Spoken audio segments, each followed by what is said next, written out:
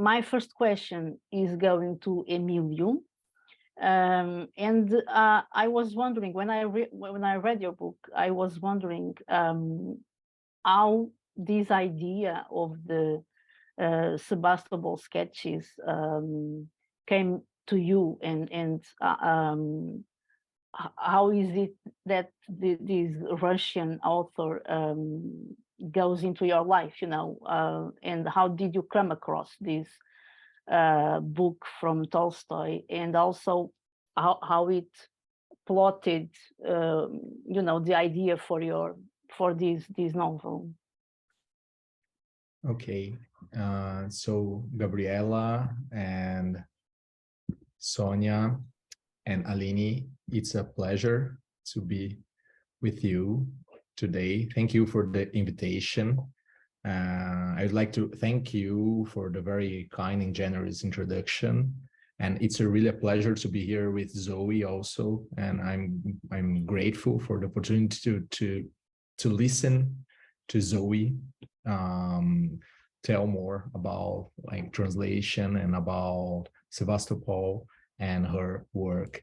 So yeah, about Tolstoy. Yeah, I had Tolstoy in my mind when I wrote Sevastopol, and first of all, this title Sevastopol, it was like the first thing that I had for this book.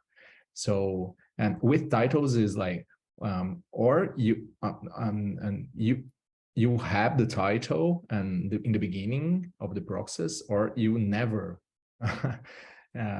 know the title of the book, and you have to, I don't know, in the end of the process, put any title. And for me, in my experience, it was like this, or I had the title in the beginning, or I never have the title. In this case, so I had this word Sevastopol in my mind because of Tolstoy.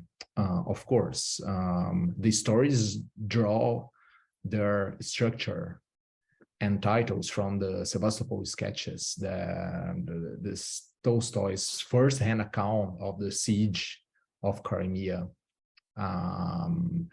And it's a very interesting book. It's the stories in the book are named after months of the year: August, December, and May. And this relates to Tolstoy's Sebastopol Sketches, which is also made up of 3 parts: Sevastopol in December, Sevastopol in May, and Sevastopol in August of 1955.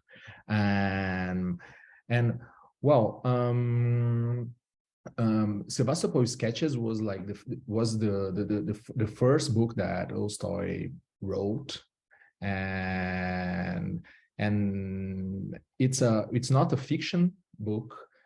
It's like a relay of the war, and I was very interested in this kind of obsessions and desires that is very connected with like the experience of war, and mainly about fading obsessions and desires, about decline and this kind of internal battles. And then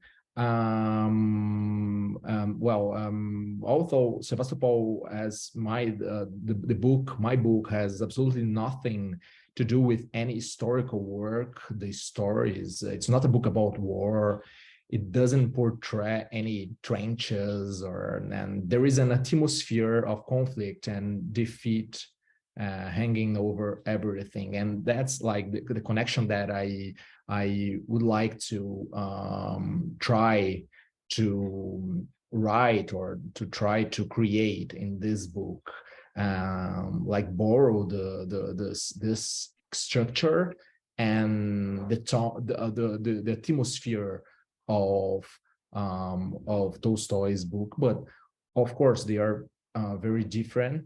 and you don't need to read Tolstoy's book to understand or to enter in my book, but let's say that it's a kind of another kind of connection that you can make in that case.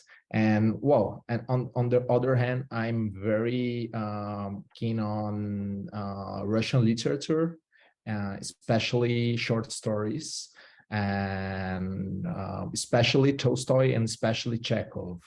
I'm not very much, I think, Dostoevsky crew, you know, like, but it's a homage also to this kind of short story also, and this that is like, and I think there is a line connecting a lot of writers that I love, and they are in a way connected with this kind of short stories and this kind of writer that is Chekhov and Tolstoy.